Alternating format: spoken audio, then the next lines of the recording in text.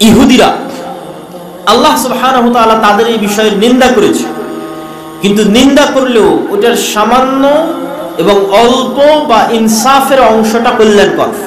আল্লাহ কি নিন্দা করেছে কোরআনে ইহুদিদের? আল্লাহ নিন্দা করেছে যে ইত্তাখাযু আহবারাহুম ওয়া রুহবানাহুম আরবাবাম মিন দুনিল্লাহ, যে ইহুদিরা তাদের আলেম, তাদের রাবাই, তাদের পাদ্রীদেরকে আল্লাহ বানিয়ে নিয়েছে। আল্লাহ কোরআনে বলছেন ইহুদিরা তাদের রাবাই, তাদের পাদ্রী, তাদের আলেমদেরকে তাদের আল্লাহ রব বানিয়ে নিয়েছে। আজকেও যদি আপনি কোনো ইহুদি সমাজ ব্যবস্থা দেখেন, একটা ইহুদি যদি রেস্টুরেন্টে যান, তাহলে রেস্টুরেন্টে চাকরির জন্য কয়েকটা পদ আছে। যেমন রেস্টুরেন্টের ওয়েটারের একটা পদ আছে, রেস্টুরেন্টের হিসাব রক্ষকের একটা পদ আছে, রেস্টুরেন্টে থালি বাসন মাজবে তার একটা পদ আছে, রেস্টুরেন্টে রান্না করবে বাবুর্চি তার একটা পদ আছে। এখন আপনি যদি ইহুদি রেস্টুরেন্টে যান তাহলে নতুন আর একটা পদ পাবেন, সেটা হচ্ছে প্রত্যেক ইহুদি রেস্টুরেন্টে একজন আলেম থাকবে, ইহুদিদের আলেম। ওই ইহুদির আলেমের হাত দিয়ে প্রথম চুলাটা জ্বলবে, ওই ইহুদি আলেমের হাত দিয়ে জবাই হবে, ওই ইহুদি আলেমের হাত দিয়ে রান্নার স্টার্টিংটা হবে। আমি তাদের সমাজ ব্যবস্থার কথা বলছি। কিন্তু তারা এই জিনিসটাকে তথা তাদের নিজস্ব আলেম, রাবাই এবং পাদ্রীদেরকে কোথায় নিয়ে গেছে? যেটা আল্লাহ নিন্দা করছেন যে তারা রব বানিয়ে নিয়েছে। তারা এমন পর্যায়ে নিয়ে গেছে যে আলেম যদি আল্লাহর করা কোনো হারামকে হালাল করে দেয়, আলেম যদি আল্লাহর করা কোনো হালালকে হারাম করে দেয়, তাহলে ইহুদিরা সেটাই মেনে নেয়, আল্লাহর বিধানকে মানে না। যেমন আল্লাহ তার সকল আসমানি কিতাবে জেনাকে হারাম করেছেন, অবৈধ সম্পর্ককে, ব্যভিচারকে হারাম করেছেন। এখন কোনো ইহুদি মেয়ে যদি রাবাইর কাছে অনুমতি প্রার্থনা করে, পাদ্রীর কাছে অনুমতি প্রার্থনা করে যে ইসরায়েলের স্বার্থে গোয়েন্দাগিরি করার জন্য আমাকে অমুকের বিছানায় যাওয়া লাগবে, আমার কি কোনো গুনাহ হবে? তাহলে ইহুদি আলেম বলে দিবে না, তোমার কোনো গুনাহ হবে না, তুমি যাও, এটা তোমার জন্য হালাল। বলেন নাউজুবিল্লাহ। তখন তারা মনে করে নিবে এটা হালাল। এটাই আল্লাহ বলেছে ইত্তাখাযু আহবারাহুম ওয়া রুহবানাহুম আরবাবাম মিন দুনিল্লাহ, যে ইহুদিরা শিরিক করে। শিরিকটা কোথায় করে? তারা তাদের আলেমকে, পাদ্রীকে, রাবাইকে আল্লাহর জায়গায় বসিয়ে দিয়েছে। আল্লাহর হারামকে তারা হালাল করে, হালালকে তারা হারাম করে, এবং সেটাই তারা মেনে নেয়। তাকলিদ, এক কথায় অন্ধ তাকলিদ। কিন্তু আমি বলছি ওটার একটা ইনসাফ আছে, তথা আলেম ওলামাকে মান্য করার, শ্রদ্ধা সম্মান করার একটা ইনসাফ আছে। তো তাদের সমাজ ব্যবস্থা এখনো এইভাবে ঘুরপাক খাচ্ছে, আর আমরা সেই জায়গায় ধর্ম নিরপেক্ষতার নামে ধর্মহীনতাকে আধুনিকতা বানিয়েছি। কথাটা আমারও বুঝেন। আমরা মুসলমানেরা ধর্ম নিরপেক্ষতার নামে ধর্মহীনতাকে আধুনিকতা বানিয়েছি। আমার মুখে দাড়ি না থাকলে আমি নিজেকে স্মার্ট মনে করি, আমার মেয়ে পর্দা না করলে আমি সেটাকে স্মার্ট মনে করি। কেন? আমি ধর্ম নিরপেক্ষতার নামে ধর্মহীনতাকে আধুনিকতা বানিয়েছি। আর ইহুদিরা আরো শক্ত করে, আরো কঠোরভাবে, আরো শক্ত করে তাদের দ্বীনকে শক্ত করে আঁকড়ে ধরেছে। জাল, জয়ীফ, মিথ্যা, ভুয়া যেটাই থাকুক, ওইটাকে আরো শক্ত করে আঁকড়ে ধরেছে। কিন্তু জ্ঞান গবেষণায় সবার উপরে চলে গেছে। তথা আপনি দ্বীনকে শক্ত করে আঁকড়ে ধরলে আপনি উন্নত হবেন না, আপনি আধুনিক হবেন না, এই কথা সম্পূর্ণ ভুয়া, ভুল। তার জ্বলন্ত প্রমাণ হচ্ছে আজকের ইহুদিরা। তারা তাদের দ্বীনের বিষয়ে কোনো কম্প্রোমাইজ নাই। মুসলমানদের চেয়ে বেশি লম্বা দাড়ি তাদের আছে, শতকরা তারাই বেশি দাড়ি রাখে। আপনি খোঁজ নিয়ে দেখবেন, যদি ইউরোপ আমেরিকায় কোনো আপনার আত্মীয় স্বজন থেকে থাকে, কোনো ইহুদির সাথে তাদের সাক্ষাৎ হয়ে থাকে, যে তাহলে ইহুদিরা দাড়ি রাখে কিনা এবং শতকরা কত পার্সেন্ট ইহুদি দাড়ি রাখে, সেটা তাকে জানতে বলবেন। সম্মানিত উপস্থিতি, কিন্তু আমরা মুসলমানেরা ধর্ম নিরপেক্ষতার নামে ধর্মহীনতাকে আমাদের আধুনিকতার মানদণ্ড বানিয়ে নিয়েছি। ফলত আমাদের সমাজ যে মসজিদ ভিত্তিক প্রতিষ্ঠিত হবে, মসজিদকে কেন্দ্র করে প্রতিষ্ঠিত হবে, মসজিদের ইমামের যে একটা অবস্থান থাকবে সমাজে, এটা আমরা সম্পূর্ণরূপে হারিয়ে ফেলেছি। ফলত আল্লাহ সুবহানাহু ওয়া তাআলা পৃথিবীতে আমাদেরকে নিচে নামিয়ে দিয়েছেন। আমাদের মান, সম্মান, ইজ্জত, মর্যাদা আল্লাহ সুবহানাহু ওয়া তাআলা কমিয়ে দিয়েছেন। সম্মানিত উপস্থিতি, বলছিলাম মসজিদের কথা। তো মসজিদ হচ্ছে মাল্টি ফাংশনাল। মসজিদে শুধু রমজান মাসের ফিতরা বন্টন হবে এই জন্য মসজিদ তৈরি করা হয়নি। মসজিদে শুধু কুরবানির গোশত বন্টন হবে এই জন্য মসজিদ তৈরি করা হয়নি। মসজিদে শুধু মানুষ মারা গেলে তার খাটলি রাখা হবে, খাটলি রাখার জায়গা থাকবে এই জন্য মসজিদ তৈরি করা হয়নি। মসজিদে শুধু 5 ওয়াক্ত সালাত আদায়ের পর মসজিদ দরজা বন্ধ করে দেওয়া হবে এই জন্য মসজিদ তৈরি করা হয়নি। এটা ইসলামে মসজিদের থিওরি নয়, এটা ইসলামী মসজিদের জায়গা নয়, এটা ইসলামী মসজিদের তত্ত্ব নয়। ইসলামী মসজিদের তত্ত্ব, মসজিদের থিওরি, মসজিদের জায়গা হচ্ছে এই সারা বাংলাদেশে হাজার হাজার লক্ষ লক্ষ বিঘা সম্পত্তি মসজিদের নামে ওয়াকফ করা আছে। সেটা তো আজ থেকে 200, 250, 300 বছর আগে সমগ্র ভারত, বাংলাদেশ, পাকিস্তানের 5 ভাগের 1 ভাগ সম্পত্তি মসজিদ মাদ্রাসার নামে ওয়াকফ করা ছিল। সমগ্র ভারত, পাকিস্তান, বাংলাদেশকে 5 ভাগ করলে তার 1 ভাগ যত লক্ষ বিঘা সম্পত্তি হবে, তত লক্ষ বিঘা সম্পত্তি পাক ভারতে মুসলমানদের মসজিদ মাদ্রাসার নামে ওয়াকফ ছিল, যেটা ব্রিটিশরা লাখেরাত সম্পত্তি বাজেয়াপ্তকরণের নামে মুসলমানদের কাছ থেকে ছিনিয়ে নিয়েছিল। তাহলে আজকে যে শত শত বিঘা সম্পত্তি মসজিদ মাদ্রাসার নামে ওয়াকফ আছে, এগুলো ওই লাখেরাত সম্পত্তি বাজেয়াপ্ত হওয়ার পরের, মানে এগুলো 150-200 বছরের বেশি এগুলোর বয়স নয়। এখন মসজিদ মাদ্রাসার নামে যা জমি জায়গা আছে, এগুলোর বয়স 50 বছর, 100 বছর, 150 বছর, 200 বছর। তার মানে কি 200 বছর আগে রহনপুরে মুসলমান ছিল না? ছিল। 200 বছর আগেও, 800 বছর আগেও রহনপুরে মুসলমান ছিল। তারাও মসজিদ মাদ্রাসার জন্য জমি ওয়াকফ করে গেছিল, ওগুলো ব্রিটিশরা বাজেয়াপ্ত করে নিয়েছিল। এখন আপনার রহনপুরে মসজিদ মাদ্রাসার নামে যেগুলো ওয়াকফ হয়েছে, এগুলো 20 বছর আগে, 30 বছর, 50 বছর আগে, 100 বছর, 150 বছর আগে, খুব জোর 200 বছর আগে। বলছিলাম, এই সমগ্র বাংলাদেশে যত বিঘা সম্পত্তি মসজিদের নামে ওয়াকফ করা আছে এবং যত মসজিদ এই সম্পত্তির উপর বিল্ডিং আকারে প্রতিষ্ঠিত আছে, এত মসজিদ এবং এত সম্পত্তি যদি আপনি আজকে কোনো খ্রিস্টান মিশনারিকে দিয়ে দেন, আপনি আজকে ব্রাককে দিয়ে দেন, বা যে কোনো প্রকার বিদেশি বেসরকারি এনজিও সংস্থাগুলোকে দিয়ে দেন, এই নাও এত লক্ষ বিঘা সম্পত্তি তোমার নামে থাকলো, আর এই যে এতগুলো বিল্ডিং তোমার নামে থাকলো, তাহলে তারা 24 ঘন্টার মধ্যে এই দেশে শিক্ষার বিপ্লব ঘটাতে পারবে। তাদের শিক্ষা এটা সক্ষম, তারা করছে। গোটা বাংলাদেশে ব্রাক 25 থেকে 30 হাজার স্কুল পরিচালনা করে, অথচ ব্রাকের নামে 1 ছটাক জমি মানুষের ওয়াকফ করা নাই। তাহলে ব্রাক মানুষের জমি ভাড়া নিয়ে ভাঙ্গা বেড়া ভাঙ্গা টিনে আপনার সন্তানকে শিখাবে, এই গরজ তার, এই জন্য সেই স্কুল পরিচালনা করছে। এখনো এদেশের সর্বশ্রেষ্ঠ স্কুল খ্রিস্টান মিশনারি বা খ্রিস্টান যারা আছে তারাই পরিচালিত করে থাকে। শিক্ষার গুরুত্ব, শিক্ষার মর্যাদা, শিক্ষার প্রয়োজনীয়তা এখনো তাদের কাছে আছে, এবং তাদের যেটা আলটিমেট গোল, সর্বশেষ তাদের যেটা টার্গেট, সেটা হচ্ছে সন্তান আপনি জন্ম দিবেন আর আপনার সন্তানকে শিখাবে ইবলিস। সন্তান আপনি জন্ম দিবেন আর আপনার সন্তান যে সিলেবাস পড়বে, ওই সিলেবাস প্রণয়ন করবে ইবলিস। ইবলিসের সবচেয়ে বড় চেষ্টা হচ্ছে আদম সন্তানকে নিচে নামানো। আদম সন্তানকে নিচে নামাতে গিয়ে, আদম সন্তানের মান সম্মান অপমানিত করতে গিয়ে ইবলিসের সবচেয়ে বড় টার্গেট হচ্ছে আদম সন্তানের চারিত্রিক বিকৃতি ঘটানো, আত্মপরিচয়ের বিকৃতি ঘটানো। এই আত্মপরিচয়ের বিকৃতি ঘটাতে গিয়ে পাশ্চাত্য সমাজের সিলেবাসের অন্তর্ভুক্ত করা হয়েছে। একটা বাচ্চাকে ছোটবেলায় পড়ানো হয় যে তুমি ছেলে কি মেয়ে এই সিদ্ধান্ত নেওয়ার স্বাধীনতা তোমার। তুমি যদি মনে করো আমি ছেলে, তাহলে তুমি ছেলে। তুমি যদি মনে করো যে না আমি ছেলে না আমি মেয়ে, তাহলে তুমি মেয়ে। এইভাবে আত্মপরিচয়ের সংকটে ফেলে LGBTQ এর নামে আপনার সন্তান সন্ততিকে তথা আদমের সন্তানকে নিম্ন স্তরে নামিয়ে আনা, নিজস্ব মান মর্যাদা সম্মান আত্মপরিচয় চারিত্রিক উন্নতির জায়গা থেকে অনেক অধপতন বিকৃতি নিচুর জায়গায় নামিয়ে আনা, এটা হচ্ছে ইবলিসের সবচেয়ে বড় চাওয়া। এটাতে ইবলিস মজা পায়, এটাতে ইবলিস আনন্দ পায়।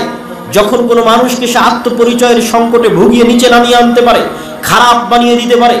এই জন্য আজ সারা বিশ্বের সিলেবাসগুলো পরিবর্তন হয়ে যাচ্ছে, বাংলাদেশের সিলেবাস পরিবর্তন হয়ে যাচ্ছে। বাংলাদেশের বিশ্ববিদ্যালয়ে প্রধান অতিথি হিসেবে, বিশাল চিফ গেস্ট হিসেবে ছাত্রদের সামনে বক্তব্য দিবে ট্রান্সজেন্ডার তথা হিজড়া। হিজড়া বাংলাদেশের বিশ্ববিদ্যালয়ের ছাত্রদের সামনে প্রধান অতিথি হিসেবে, চিফ গেস্ট হিসেবে বক্তব্য দিবে। এই কালচারে ছাত্রদেরকে, পরবর্তী প্রজন্মকে বড় করানোর একটা বিশাল এজেন্ডা নিয়ে ইবলিস এবং তার সেনাবাহিনী কাজ করছে। আমি কখনোই এটার জন্য কোনো সরকার, কোনো রাষ্ট্র বা কোনো ব্যক্তিকে দায়ী করি না। আমি একদম আমার প্রত্যেকটা বক্তব্যে আমি কোট করে বলেছি, টু দ্য পয়েন্ট উল্লেখ করে বলেছি যে এটার জন্য দায়ী হচ্ছে ইবলিস। এটা ইবলিসের চেষ্টা, ইবলিসের পরিশ্রম। কিন্তু দুঃখজনক হলো পৃথিবীতে কিছু ইবলিসের গোলাম আছে যারা তার নিজেদের নামে পরিচয় দেয় মানুষ, কিন্তু এরা মানুষ নয়, এরা গোলাম হচ্ছে ইবলিসের।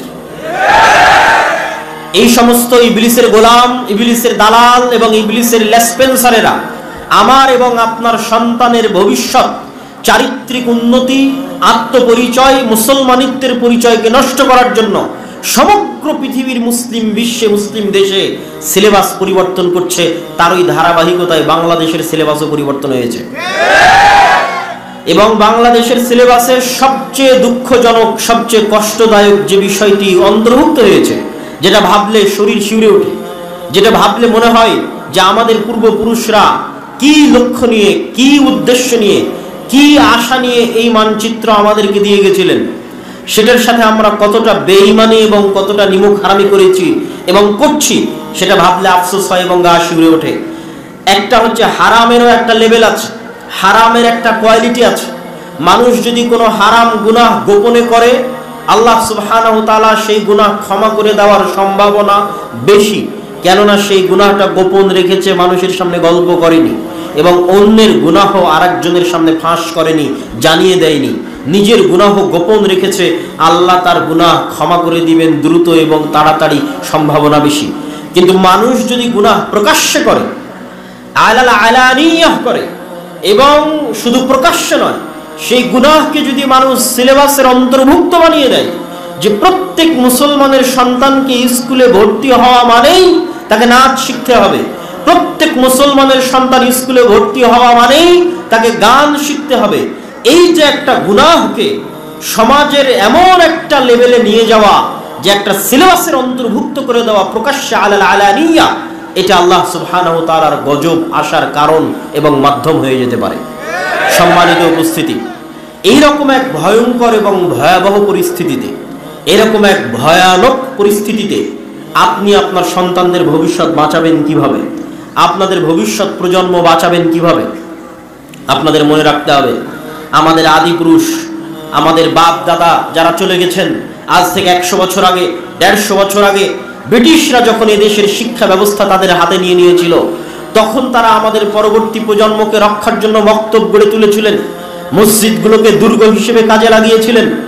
যে ব্রিটিশদের শিক্ষা ব্যবস্থায় আমাদের সন্তানেরা পড়ার আগে, ব্রিটিশদের শিক্ষা ব্যবস্থায়, ব্রিটিশদের সিলেবাসে আমাদের সন্তানেরা মানুষ হওয়ার আগে মসজিদে তারা আমাদের দ্বীন শিখে যাবে, এই লক্ষ্য, এই টার্গেট নিয়ে তারা মসজিদে মসজিদে মক্তব প্রতিষ্ঠা করেছিলেন ব্রিটিশ আমলে। আজ আবার সেই দিন ফিরে এসেছে, আজ আবার সেই যুগ ফিরে এসেছে। আজ যদি আপনারা মসজিদে মসজিদে মক্তব প্রতিষ্ঠা না করেন, প্রত্যেক মুসলমানের সন্তানের মৌলিক দ্বীন শিক্ষার ব্যবস্থা নিশ্চিত না করেন, আমি মনে করি এটা এখন ফরজ। এটা হচ্ছে মাসলিহাতান নাস, উম্মাহ মুসলিমার মাসলিহার জন্য, স্বার্থ রক্ষার জন্য প্রত্যেক মসজিদ কমিটির উপর ফরজ, প্রত্যেক এলাকার মানুষের উপর ফরজ যে তারা নিজ নিজ মসজিদে মক্তব শিক্ষা ব্যবস্থাকে চাঙ্গা করবে, শক্তিশালী করবে। কেমন শক্তিশালী করবে, কেমন চাঙ্গা করবে? যেমন তার মসজিদের অবকাঠামো শক্তিশালী আছে, তার চেয়ে বেশি শক্তিশালী করবে তার মসজিদের দ্বীন শিক্ষার ব্যবস্থাকে। আমি এই 130টা মসজিদ সফর করে এমনও মসজিদ দেখেছি যেই মসজিদে এসি আছে, যেই মসজিদে টাইলস আছে, যেই মসজিদে ছাদ ঢালাই দেওয়া আছে, মসজিদে ফ্যান আছে, লাইট আছে, কিন্তু মসজিদে মুসলমানের সন্তানের দ্বীন শিক্ষার, কোরআন শিক্ষার ন্যূনতম ব্যবস্থা নাই। তখন আফসোসে, কষ্টে, দুঃখে আমি তাদেরকে বলতে বাধ্য হয়েছি যে আপনাদের এই মসজিদে মক্তব চালু করা, কোরআন শিক্ষার ব্যবস্থা করা এতখানি ফরজ। যদি আপনাদের অর্থের সংকট হয়, টাকার সংকট হয়, তাহলে মসজিদের এসি খুলে বাজারে বিক্রি করে মক্তব চালু করেন। যদি আপনার মসজিদে টাকার সংকট হয়, অর্থের সংকট হয়, তাহলে মসজিদের টাইলস গুলো খুলে বাজারে বিক্রি করে মসজিদে দ্বীন শিক্ষার ব্যবস্থা করেন। মসজিদের ফ্যান লাইট খুলে বাজারে বিক্রি করে মসজিদে দ্বীন শিক্ষার ব্যবস্থা করেন। উন্নতি মানে জ্ঞানে উন্নতি, উন্নতি মানে শিক্ষায় উন্নতি, উন্নতি মানে কখনো বিল্ডিং এ উন্নতি নয়, উন্নতি মানে কখনো রাস্তাঘাট, ব্রিজ, কালভার্টে উন্নতি নয়। যদি রাস্তাঘাট, ব্রিজ, কালভার্টে উন্নতি হতো, তাহলে আজকে দুবাই পৃথিবী শাসন করত, তাহলে আজকে সৌদি পৃথিবী শাসন করত। কিন্তু দুবাই, সৌদি পৃথিবী শাসন করে না, পৃথিবী শাসন করে আমেরিকা এবং ইউরোপ। কেন? আমেরিকা ইউরোপের দুবাইয়ের মতো বুর্জ খলিফা না থাকলেও আমেরিকা এবং ইউরোপের অক্সফোর্ড আছে, ক্যামব্রিজ আছে, জ্ঞান, বিজ্ঞান এবং গবেষণায় বিশ্বের সর্বোচ্চ স্থানে মুসলমানদের চাইতে 500 বছর এগিয়ে আছে। আমি তাদের প্রশংসা করার জন্য নয়, আমি তাদেরকে উপরে ওঠানোর জন্য নয়, এবং ঈমানওয়ালা মুসলমানদের ছোট করার জন্য নয়, কেননা ঈমানের মূল্য সকল কিছুর উপরে। ঈমান মানুষকে জান্নাতে নিয়ে যেতে পারে, কিন্তু আজ মুসলমানদের অধঃপতনের কারণ আর তাদের পৃথিবী শাসনের কারণ এটা নয় যে আল্লাহ তাদের উপর দয়া করেছে, কারণ এটা যে মুসলমানেরা সেই যোগ্যতা হারিয়েছে, সেই চেষ্টা মুসলমানেরা করেনি, আর সেই চেষ্টা তারা করেছে। আর উদাহরণ অসংখ্য, অহরহ, অগণিত উদাহরণ আমি আপনাকে দিতে পারবো। সম্মানিত উপস্থিতি, উদাহরণ দিতে গিয়ে আমি 2 বা 3টে উদাহরণ সব জায়গায় দিয়ে থাকি। তার একটা উদাহরণ নেন, ভূমধ্য সাগর নামে পৃথিবীতে একটা সাগর আছে, যে সাগরের এক পাশে হচ্ছে লিবিয়া, এক পাশে হচ্ছে মরক্কো, এক পাশে হচ্ছে আলজেরিয়া। লিবিয়া, মরক্কো, আলজেরিয়া এগুলো হচ্ছে ভূমধ্য সাগরের এক পাড়ে। আর ভূমধ্য সাগরের আর এক পাড়ে, ভূমধ্য সাগরের উত্তর পাড়ে হচ্ছে ইতালি, স্পেন, ফ্রান্স, গ্রিস ইত্যাদি রাষ্ট্রগুলো। সারা মুসলিম বিশ্বের বিভিন্ন দেশ থেকে শত শত মুসলমান যুবক অবৈধ পন্থায় এই লিবিয়ার সমুদ্র বন্দরে একত্রিত হয় অবৈধভাবে ইউরোপে প্রবেশ করার জন্য। অসংখ্য বাংলাদেশি যুবক আছে যারা দুবাইয়ের ভিসা নিয়ে এখান থেকে দুবাই গেছে, দুবাই থেকে লিবিয়ার ভিসা নিয়ে লিবিয়া গেছে, লিবিয়া থেকে মরুভূমির মধ্যে দিয়ে দালালের হাত ধরে এই সমুদ্র বন্দরে গেছে। ওই সমুদ্র বন্দর থেকে রাতের অন্ধকারে রাত 12টার সময় একটা নৌকা ছাড়ে প্রত্যেক দিন, প্রতিনিয়ত, যে নৌকাগুলো বাতাস দিয়ে ফুলানো থাকে। রোহিঙ্গারা তাও কাঠের নৌকায় এসেছিল, বাতাস দিয়ে ফুলানো ওই নৌকায় 300-400 জন আরোহী আরোহণ করে। এই 300-400 জন আরোহীর 300-400 জনই মুসলমান। সারা বিশ্বের মুসলমানদের করুণ চিত্র এই একটা ছবিতে, একটা পিকচারে আপনি দেখতে পাবেন, সবই মুসলমান। তাদের জীবনের টার্গেট এখন দুটাই, হয় এই নৌকা ভূমধ্য সাগরে ডুবে তারা মারা যাবে, মৃত্যুবরণ করবে, আর না হয় ইতালি, ফ্রান্স, স্পেন, জার্মানির কোন কোস্টগার্ড, কোন সীমান্ত রক্ষী, সমুদ্র রক্ষী বাহিনী তাদেরকে আশ্রয় দিবে, শরণার্থী হিসেবে আশ্রয় দিবে। শরণার্থী হিসেবে আশ্রয় দেওয়ার পর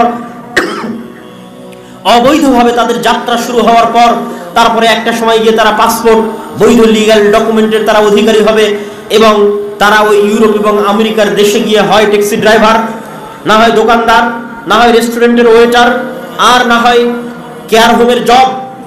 এই সমস্ত কার্যক্রমে, এই সমস্ত চাকরিতে তারা যুক্ত হবে। আমি কখনোই আমার ওই সমস্ত ভাইকে আমি ছোট করে কথা বলছি না, বা মধ্যপ্রাচ্যের দেশে আমাদের যে সমস্ত ভাইরা লেবারি করে তাদেরকে ছোট করে কথা বলছি না। আমাদের এই ভাগ্যের জন্য আমরাই দায়ী, কেননা আমরা কোনোদিন পড়াশোনা এবং শিক্ষার গুরুত্ব দেইনি। যারা বৈধ পন্থাতেও যাচ্ছে এই সমস্ত দেশ থেকে, তাদেরও টার্গেট থাকে না যে তারা বৈধ পন্থায় গিয়ে বিশ্ববিদ্যালয়ের টিচার হবে, ইউরোপ আমেরিকায় গিয়ে বিশ্ববিদ্যালয়ের টিচার হবে, মেডিকেলের প্রফেসর হবে, বা বিজ্ঞান গবেষণা ইনস্টিটিউটে গবেষক হবে, এরকম টার্গেট থাকে না। তাদেরও টার্গেট থাকে তারা কোনো মতে ইউরোপ আমেরিকায় গেলে হয় রেস্টুরেন্টের ওয়েটার হবে, না হলে ট্যাক্সি ড্রাইভার হবে, না হলে কেয়ার হোমের জব করবে। এই তাদের লক্ষ্য উদ্দেশ্য। কেন? তাদের শিক্ষাগত যোগ্যতা নাই, তাদেরকে শিক্ষাগত যোগ্যতা দেওয়া হয়নি। আর কেনই বা রাষ্ট্র, কেনই বা সরকার তাদেরকে শিক্ষা দিবে? কেন সরকার চাইবে না তাদেরকে শিক্ষা দিতে? তারও কারণ আপনাকে বলে দিচ্ছি। শিক্ষা মানুষকে আত্মমর্যাদা দেয়, শিক্ষা মানুষকে আত্মসম্মান দেয়। যখন মানুষ আত্মমর্যাদা এবং আত্মসম্মান পায়, তখন মানুষ আর গোলামি করে না, তখন মানুষ 10 টাকা 5 টাকার সামনে বিক্রি হয় না। কিন্তু যখন মানুষের কাছে শিক্ষা থাকে না, যখন মানুষ মদখোর হয়, জুয়াখোর হয়, গাঞ্জাখোর হয়, তখন তাকে 5টা টাকা দিয়ে বলতে পারবে রকে মেরে দাও, 5টা টাকা দিয়ে বলতে পারবেন অমুক গাড়িতে আগুন দাও, 5টা টাকা দিয়ে বলতে পারবেন অমুক বাসে আগুন দাও, তখন সে বিক্রি হয়ে যাবে। সম্মানিত উপস্থিতি, আর ক্ষমতা ধরে রাখার জন্য, ক্ষমতা টিকিয়ে রাখার জন্য আমার এরকম 5টা 10টা মদখোর, গুন্ডা, জুয়াখোর, গাঞ্জাখোর দরকার, শিক্ষিত লোকের দরকার নাই। তাহলে যেহেতু আমার ক্ষমতা টিকিয়ে রাখার জন্য মদখোর, জুয়াখোর, গাঞ্জাখোরের দরকার, গুন্ডার দরকার, তাহলে কেন আমি আপনাকে শিক্ষিত করব? কেন আমি আপনাকে উচ্চ শিক্ষায় শিক্ষিত করে আমার ক্ষমতাকে হুমকির মুখে ফেলে দিব? এটা কখনোই এই তৃতীয় বিশ্বের দেশের রাষ্ট্রপ্রধানেরা কখনোই চায় না। এবং আপনি অশিক্ষিত থাকলেও সরকারের লাভ আছে, মূর্খ থাকলেও সরকারের লাভ আছে। কি সেই লাভ? বাংলাদেশে গার্মেন্টস আছে কি জন্য? আপনি অল্প পরিশ্রমের বিনিময়ে কাজ করেন, অল্প বেতনে কাজ করেন, এই জন্য বাংলাদেশে গার্মেন্টস টিকে আছে। কেন অল্প বেতনে কাজ করেন? ওই লেভেলের শিক্ষা আপনার নাই, এই জন্য আপনি অল্প বেতনে কাজ করেন। আপনি মধ্যপ্রাচ্যের লেবারির চাকরি কেন পান? মধ্যপ্রাচ্যে ঝাড়ু দিয়ে দেন, রাস্তা পরিষ্কার করে দেন। পৃথিবীর আর কোনো জাতি অত অল্প বেতনে কাজ করে না, এই জন্য আপনি মধ্যপ্রাচ্যের ভিসা পাচ্ছেন। তাহলে আপনি অশিক্ষিত হলেও, মূর্খ হলেও বিদেশে গিয়ে আপনি দেশের জন্য রেমিটেন্স পাঠাচ্ছেন, গার্মেন্টসে চাকরি করে আপনি দেশের জন্য রেমিটেন্স আনছেন, তাহলে আপনাকে শিক্ষিত করে আমার লাভ কি? একে তো আপনাকে মূর্খ রাখাই, অশিক্ষিত রাখাই, আপনাকে আমি টাকার বিনিময়ে ক্রয় করে নিতে পারছি, আর দ্বিতীয়ত আপনার মাধ্যমে আমার দেশে রেমিটেন্স আসতেছে। সম্মানিত উপস্থিতি, কি বলছিলাম সারা বিশ্বে মুসলমানদের শিক্ষার ভয়াবহ অবস্থার কথা। ইউরোপ আমেরিকার অবস্থা তুলে ধরলাম, বাংলাদেশের মুসলমানদের অবস্থা তুলে ধরলাম। ভারতের এমনও স্টেট আছে, এমনও জেলা আছে, এমনও থানা আছে, যেখানে যদি আপনি ওই থানায়, ওই জেলায়, ওই স্টেটে, ওই আদালতে হওয়া মামলার জরিপ করেন, পরিসংখ্যান করেন যে এই আদালতে চুরির মামলা, ডাকাতির মামলা, মদ জুয়ার মামলা কত % হয়েছে, তাহলে দেখবেন 100টা মামলার 80টা মামলা মুসলমানদের নামে। এটা মিথ্যা মামলা নয়। মিথ্যা মামলা তখনই যখন জঙ্গিবাদের নামে গ্রেফতার করবে, কিন্তু 100টার 80টাই দেখবেন চুরি, ডাকাতি, জুয়া, রাহাজানি, মদ ইত্যাদির মামলায় গ্রেফতার হয়ে আছে মুসলমানেরা, মামলা হয়ে আছে মুসলমানদের নামে। মানে একটা জাতির 80% মানুষ, 60% মানুষ যদি জুয়া, মদ ইত্যাদির সাথে জড়িত হয়ে যায়, তাহলে সেই জাতির ভবিষ্যৎ কি হবে? আপনি আরব বিশ্বের মুসলমানদের অবস্থা দেখেন, মধ্যপ্রাচ্যের মুসলমানদের অবস্থা দেখেন। আল্লাহ সুবহানাহু ওয়া তাআলা তাদেরকে অঢেল সম্পদ দিয়েছে, অঢেল টাকা পয়সা দিয়েছে। পাশেই ফিলিস্তিনে প্রতিদিন লক্ষ লক্ষ, হাজার হাজার মুসলিম মা এবং বোনকে হত্যা করা হচ্ছে। সেখানে পাশেই মধ্যপ্রাচ্যের দেশগুলো ফুটবল বিশ্বকাপ আয়োজনের প্রস্তুতি নিচ্ছে, গান বাজনা আয়োজনের প্রস্তুতি নিচ্ছে, বিনোদনের প্রস্তুতি নিচ্ছে, পর্যটনের প্রস্তুতি নিচ্ছে। তাদের লক্ষ থেকে কোটি টাকা তারা বিনোদন এবং পর্যটনের জন্য ব্যয় করে দিচ্ছে। এই হচ্ছে সারা বিশ্বের মুসলমানদের অবস্থা। আপনি আপনার মসজিদের, এলাকার মসজিদে চলে আসেন। আপনার এলাকার মসজিদে ওই যে শুরু করেছিলাম, এলাকার মসজিদ দিয়ে টাইলস আছে, এসি আছে, সবই আছে, কিন্তু মসজিদে দ্বীন শিক্ষার ব্যবস্থা নাই। আপনাদের উদ্দেশ্যে একটা প্রশ্ন করতে চাই, মসজিদের এলাকার আশেপাশের পুরো গ্রাম যদি মদখোর, জুয়াখোরে পরিপূর্ণ হয়ে যায়, তাহলে স্বর্ণের মসজিদ দিয়ে আপনি কি করবেন বলেন?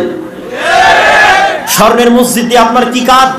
আর যদি মসজিদই না থাকে, ওই মসজিদে টাইলস, এসি, লাইট, ফ্যান বাজারে বিক্রি করে দিয়ে অত্র অঞ্চলের মুসলমানের সন্তানের যদি শিক্ষার ব্যবস্থা করেন, দ্বীন শিক্ষার ব্যবস্থা করেন, মসজিদ লাগবে না, মানুষ খোলা মাঠে সালাত আদায় করবে। জুইলাত লিয়াল আরদু মাসজিদা, আমার জন্য পুরো পৃথিবীকে মসজিদ বানিয়ে দেওয়া হয়েছে। সম্মানিত উপস্থিতি, এই জন্য মসজিদ ভিত্তিক দ্বীন শিক্ষার গুরুত্ব আমি আপনাকে আরো এক ধাপ এগিয়ে বলি। ইউরোপিয়ান এবং আমেরিকানরা কিভাবে চিন্তা করে, তাদের চিন্তাটা আপনার সাথে শেয়ার করি। যে আপনি যদি আজকে আপনার মসজিদের কমিটির সদস্য করে দেন 5 জন ইউরোপিয়ানকে, 5 জন আমেরিকানকে, তাহলে তারা কি করবে? তারা আপনার মসজিদের প্রথম মিটিংয়ে যদি দেখে যে আপনার মসজিদের ফান্ডে টাকা আছে 10 টাকা, তাহলে 10 টাকার 5 টাকা আগে শিক্ষায় ব্যয় করবে। 10 টাকার 5 টাকা আগে কোথায় ব্যয় করবে? শিক্ষায় ব্যয় করবে। এই একটা জিনিস তারা খুব ভালো বোঝে, একটা জিনিস তারা তাদের রক্তের সাথে মিশে গেছে।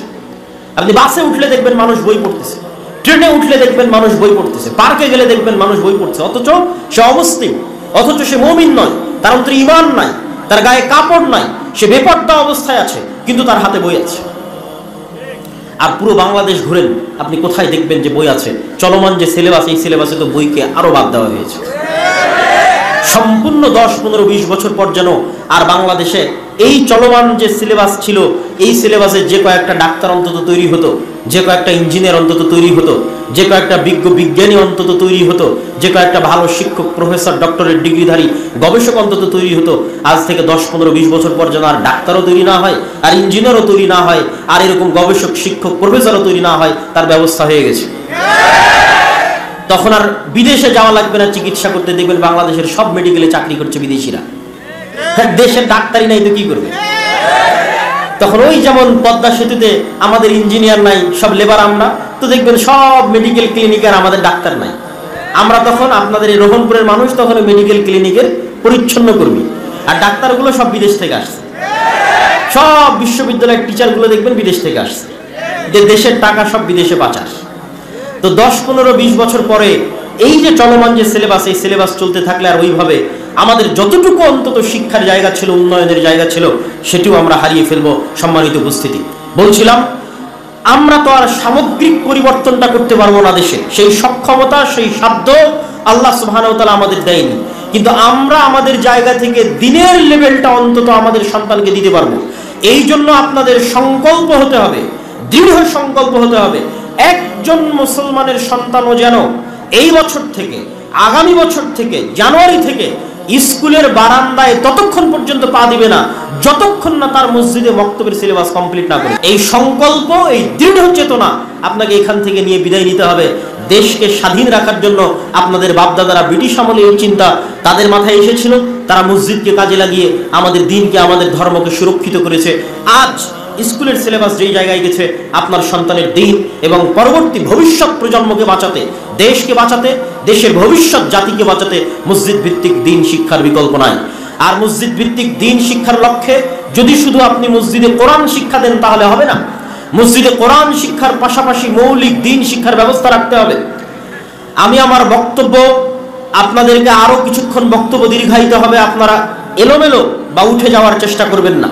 তবে বক্তব্যের এই পর্যায়ে আমি একটু আহ্বান জানাবো, যারা স্বেচ্ছাসেবক আছে তারা যদি অত্র প্রতিষ্ঠানের সহযোগিতার জন্য, অত্র প্রতিষ্ঠানের দানের জন্য, আপনারা যারা এখন উপস্থিত জনগণ আছেন তাদেরকে আমি উদাত্ত আহ্বান জানাবো, বক্তব্যের মধ্যে একটু বিরতি দিয়ে আমার বক্তব্য কন্টিনিউ করতে থাকবো ইনশাআল্লাহ।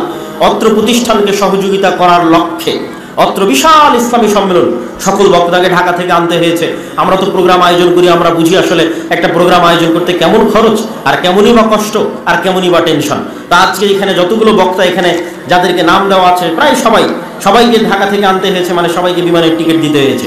সবাইকে বিমানের টিকিট দিতে হয়েছে মানে অনেক অর্থের ব্যাপার। তারপরে খাওয়া দাওয়া, যাতায়াত, প্যান্ডেল সব মিলিয়ে যেখানে অত্র অনুষ্ঠান থেকে কিছু উঠিয়ে প্রতিষ্ঠান চালানো হবে, আমার মনে হয় না সেটা সম্ভব হবে। তো তারপরেও যদি আপনাদের পক্ষে সম্ভব হয় অত্র প্রতিষ্ঠানকে সহযোগিতা করার লক্ষ্যে আপনারা আপনাদের সহযোগিতার হাত বাড়িয়ে দিবেন। আমি স্বেচ্ছাসেবকদের ভিতরে যাওয়ার অনুরোধ জানাচ্ছি, জানিয়ে আমি আমার বক্তব্য সামনে আগাচ্ছি। আমার বক্তব্যের এই পর্যায়ের অংশ হচ্ছে মসজিদ ভিত্তিক দিন শিক্ষা মানে শুধু কোরআন নয়। শুধু কোরআন শিখিয়ে আপনি আপনার বাচ্চাকে পরিপূর্ণ দিন শিখাতে পারবেন না। পুরো বক্তব্যের একটা প্যাকেজ সিলেবাস থাকতে হবে, যে প্যাকেজ সিলেবাসের মধ্যে আপনার সন্তান কোরআনও শিখবে, আপনার সন্তান দিনের মৌলিক জ্ঞানও শিখবে। এবং আলহামদুলিল্লাহ আমরা জামিয়া সালাফিয়ার পক্ষ থেকে, দাওয়া ইলাল্লাহর পক্ষ থেকে বক্তব্যের জন্য প্রাথমিক সিলেবাস আমরা আপনাদের সামনে নিয়ে এসেছি, যার উপর আমাদের শিক্ষক ট্রেনিংও শুরু হচ্ছে আগামী 16 ডিসেম্বর থেকে। এই দুটো বই আমি আপনাদের দেখিয়ে বলতে চাই। একটি হচ্ছে উসমানী কায়দা। আমরা উসমান ইবনে আফফান, যিনি কোরআনকে তার আসল অবস্থার উপর জমা করে বাকি সকল বিভিন্ন বিকৃত কোরআনকে জ্বালিয়ে আসল অবস্থার উপর কোরআনকে রেখেছিলেন, সে উসমান ইবনে আফফান রাদিয়াল্লাহু তাআলা আনহুর নামের দিকে নিসবত করে যে কোনো প্রকার ভুল থেকে মুক্ত রেখে, প্রচলিত ভুল থেকে মুক্ত রেখে একটা ব্যতিক্রমধর্মী কায়দা তৈরি করা আছে, উসমানী কায়দা। এই কায়দা আপনারা যদি অ্যাপসেও যান তাহলে দাওয়া ইলাল্লাহর অ্যাপসে গেলে এই কায়দার উচ্চারণও আপনারা পাবেন। আর এই কায়দার উপর ট্রেনিংও হবে আগামী 16 তারিখ থেকে, বিভিন্ন বক্তব্যের শিক্ষক মন্ডলীর ট্রেনিং হবে। আর মৌলিক দিন শিক্ষার জন্য আদর্শ শিক্ষা নামে একটি বই আছে। এই দুটি বই আপনারা আমাদের স্টলে পাবেন, সামনে হাতের ডানে। সম্মানিত উপস্থিতি, বলছিলাম আপনাদেরকে আমি বক্তব্য সামনের দিকে এগিয়ে নিয়ে যাওয়ার জন্য বলতে চাচ্ছি, মসজিদ ভিত্তিক দিন শিক্ষা, মসজিদ ভিত্তিক কোরআন শিক্ষার সবচেয়ে বড় শত্রু কে বলেন তো? একটু জোরে বলেন তো কে? ইবলিস। মসজিদ ভিত্তিক দিন শিক্ষা, মসজিদ ভিত্তিক কোরআন শিক্ষার সবচেয়ে বড় শত্রু হচ্ছে ইবলিস। কেন আমি ইবলিসকে বললাম সবচেয়ে বড় শত্রু, তার দলিল এবার আপনাদের সামনে পেশ করি। আল্লাহ সুবহানাহু ওয়া তাআলা পবিত্র কোরআন মাজিদে বলছেন, আউযু বিল্লাহি মিনাশ শাইতানির রাজীম ফাস্তাইজ বিল, তোমরা পরিত্রাণ প্রার্থনা করো আল্লাহ সুবহানাহু ওয়া তাআলার নিকটে। কি থেকে পরিত্রাণ চাইবে? মিনাশ শাইতানির রাজীম, বিতাড়িত শয়তান থেকে। লক্ষণীয় হচ্ছে আল্লাহ সুবহানাহু ওয়া তাআলা এবং তার রাসূল অন্য সকল কাজে বিসমিল্লাহ দিয়ে শুরু করার আদেশ দিয়েছেন। সকল কল্যাণকর কাজ বিসমিল্লাহ দিয়ে শুরু করার আদেশ দেওয়া হয়েছে, কিন্তু কোরআন শুরু করতে বলা হয়েছে কি দিয়ে? শয়তান থেকে পরিত্রাণ চেয়ে কোরআন শুরু করতে বলা হয়েছে। আপনারা আজকে যারা এখানে যতজন উপস্থিত হয়েছেন, যতদূর পর্যন্ত মাইকের আওয়াজ যাচ্ছে, যত মা বোন রাস্তাঘাটে চলাচল করছেন, সকলের উদ্দেশ্যে জিজ্ঞেস করতে চাই, সর্বশেষ কতদিন থেকে আপনি কোরআন পড়েননি? সর্বশেষ কতদিন যাবত আপনি কোরআন হাতে নিয়ে দেখেননি? ইসআলু আনফুসাকুম, নিজেকে জিজ্ঞেস করে দেখেন। আর প্রশ্ন করেন, যতদিন থেকে আপনি কোরআন হাতে নিয়ে দেখেননি, পড়ে দেখেননি, ততদিন থেকে শয়তান আপনাকে কোরআন হাতে নিতে দেয়নি। আপনার বাড়িতে যতদিন থেকে কোরআন তেলাওয়াত হয় না, লাস্ট যতদিন থেকে আপনার বাড়িতে কোরআন তেলাওয়াত হয় না, ততদিন থেকে ওই বাড়িতে শয়তান কোরআন তেলাওয়াত করতে দেয়নি। কোরআনের সবচেয়ে বড় শত্রু হচ্ছে শয়তান। আর শয়তান কোনো কাল্পনিক চরিত্র নয়, শয়তান একটা বাস্তব চরিত্র। আমাদের সবচেয়ে বড় ভুল হচ্ছে আমরা মনে করি ভূত একটা অদৃশ্য বস্তু, সে অদৃশ্য বস্তুতে আমরা তখনই বিশ্বাস করি যখন অসুখ হয়। রহনপুর চাঁপাইনবাবগঞ্জের মানুষের অসুখ হলে ভূতে ধরে, আর সেই ভূতের চিকিৎসার জন্য চলে যায় কবিরাজের কাছে। আর আমি আজকে আপনাকে বলে যাচ্ছি, আমাদের 24 ঘন্টা আমাদেরকে ভূতে ধরে আছে। আল্লাহ নিজে কোরআন মাজিদে বলছেন, আল্লাহ রাসূল হাদিসে বলছেন, 24 ঘন্টা আমাদেরকে ভূতে ধরে আছে। ভূত মানে যদি জিন হয়, জিনের একটা অংশ যদি শয়তান হয়, আল্লাহর বাণী যদি সত্য হয়, আল্লাহর রাসূলের বাণী যদি সত্য হয়, তাহলে 24 ঘন্টা আমাদেরকে শয়তান আমাদেরকে প্ররোচনা দিচ্ছে। আর শয়তানকে আল্লাহ এমন ক্ষমতা দিয়েছে, এমন পাওয়ারফুল শক্তিশালী ক্ষমতা দিয়েছে। আল্লাহ সুবহানাহু ওয়া তাআলা কোরআন মাজিদে বলছেন, ইউসবিসু ফি সুদুরিন নাস, শয়তান সরাসরি মানুষের অন্তরে মেসেজ দিতে পারে। এই মোবাইল আমার যতই উন্নত হোক, এই মোবাইলে বাটন চাপলে আপনার অন্তরে মেসেজ যাবে না। গেলে এত কিলোমিটার পথ আমাদেরকে সফর করে আসা লাগতো না, এত কিলোমিটার পথ সফর করে এসে মুখে চিল্লিয়ে বলে আপনার কান দিয়ে ঢুকাতে হচ্ছে। মানে দুনিয়াতে এরকম কোনো যন্ত্র আবিষ্কার হয়নি যেটা মুখ দিয়ে বলা বাদে, চোখ দিয়ে পড়া বাদে, কান দিয়ে শোনা বাদে সরাসরি অন্তরে ইনস্টল করা যাবে। এরকম কিছু আবিষ্কার হয়েছে? এরকম কিছু আবিষ্কার হয়নি, কিন্তু এই প্রযুক্তি আল্লাহ শয়তানকে দিয়ে দিয়েছে। শয়তানের ক্ষেত্রে আল্লাহ বলেছে, ইউসবিসু ফি সুদুরিন নাস, সরাসরি মানুষের অন্তরে মেসেজ দিতে পারে শয়তান।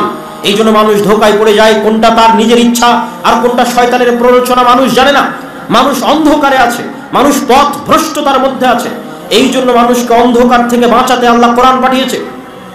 আল্লাহ সুবহানাহু ওয়া তাআলা পবিত্র কোরআন মাজিদে বলছেন,